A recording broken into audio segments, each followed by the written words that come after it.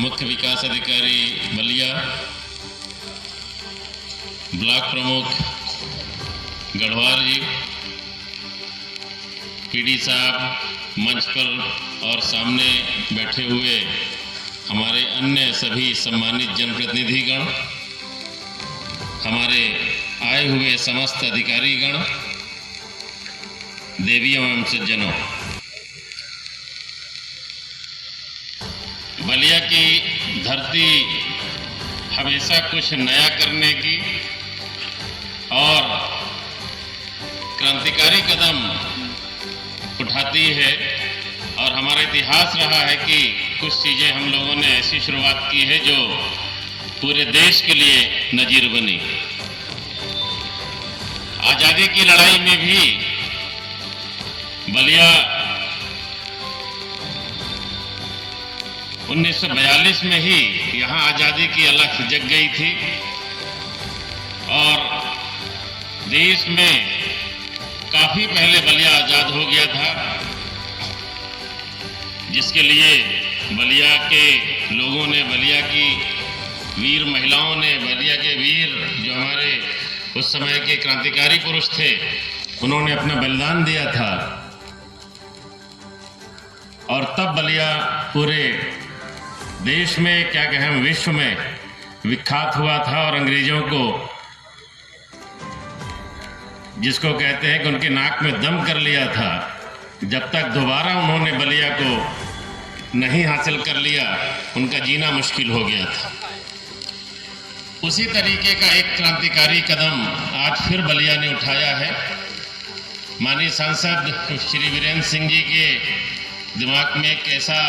विचार आया जो निश्चित रूप से मुझे लगता है कि आगे चल के पूरे देश के लिए एक नज़ीर बनने वाला है, क्योंकि आज ये जो कार्यक्रम हो रहा है ये मात्र संयोग है कि जो भारत सरकार और माननीय प्रधानमंत्री जी के परिकल्पना से एक जो विकसित भारत संकल्प यात्रा प्रारंभ हुई है, उसी कार्यक्रम से जोड़ते हुए आज ये कार्यक्रम जो जनसंवाद का है और इसमें जो हमारे ग्राम सभा के सम्मानित जनप्रतिनिधि होते हैं, जो चुनाव के बाद उनकी सहभागिता बहुत कम जगह हो जाती है, उनको सबसे आगे की पंक्ति में लाके खड़ा कर दिया है। इलेक्शन में हम देखते हैं कि हमारे जो ग्राम पंचायत सदस्य होते हैं,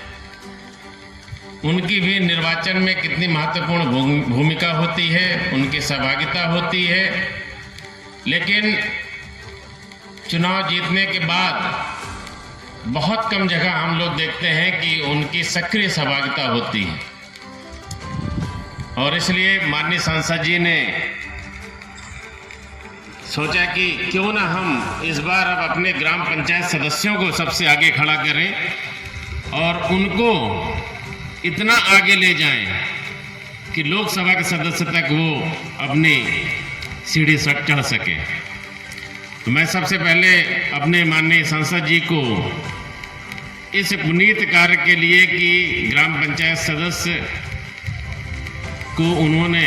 आगे लाके खड़ा किया है और उनको आगे का जो बिल्कुल आसमान तक का रास्ता है, वहाँ सोचने पर एक मंच दिया है। विकसित भारत संकल्प यात्रा हमारी आज से ही प्रारंभ हो रही है और ये 26 जनवरी तक चलेगी। पिछले दिनों केंद्र सरकार और प्रदेश सरकार के द्वारा बहुत ऐसी योजनाएं बनाई गई हैं जिससे हमारे ग्रामीण क्षेत्र के जो गरीब लोग हैं, ग्रामीण क्षेत्र के ऐसा वर्ग है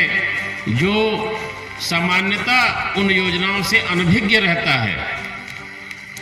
उन योजनाओं से उन लोगों को लाभान्वित करना और उनके तक इन योजनाओं को पहुंचाना, ये विकसित भारत संकल्प यात्रा का पूरी थीम है।